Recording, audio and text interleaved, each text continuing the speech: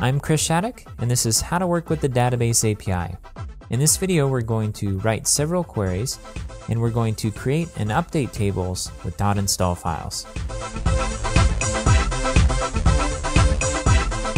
If you come from a background where you've queried the database directly using PHP native functions like MySQL query or Postgres query, then the Drupal database API might seem a little strange at first. The goal of the API is to allow the developer to write one query that will work across multiple types of databases. So instead of having to keep in mind the nuances of writing SQL queries for MySQL and Postgres and maybe CouchDB or MongoDB, instead you write one query and then a plugin is written to translate that query into a PHP native style, and all you need to do is write the query in the initial language, which is the database abstraction layer.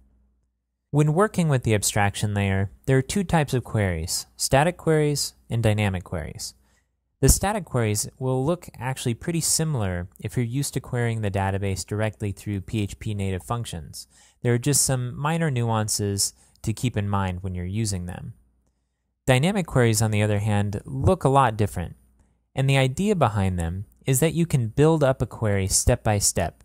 And based on different conditions in the function that you might be working in at the time, you can change the query to manipulate it in multiple ways. So for example, if you know the user ID of the user that you want to add as a filter for a query, you can add that in, but then if you don't know it, you can leave it out.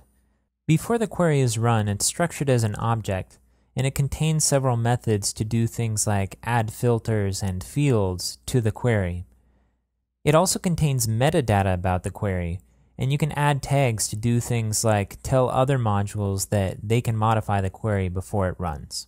In this video, we're going to talk about how to construct queries, both dynamic and static versions, and we'll also talk about how to set up your module.install file so that when the module is installed, it sets up all of the database tables that your module will need.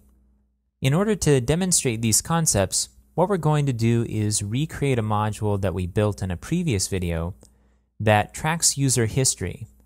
What it does is store user history data inside of a variable inside of the database using variable get and variable set, and displays this history as a list of clickable links in a block, which we enabled in our sidebar. So the idea here is that as the user goes through the site, they have a history of all of the pages that they've recently visited, which they can click to jump back to them. So it works similar to history in a browser.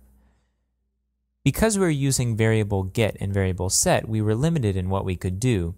So what we're going to do in this video is take that same concept, and we're going to create a dedicated database table for the history, and then extend the functionality to be able to track users by session and by user ID as well.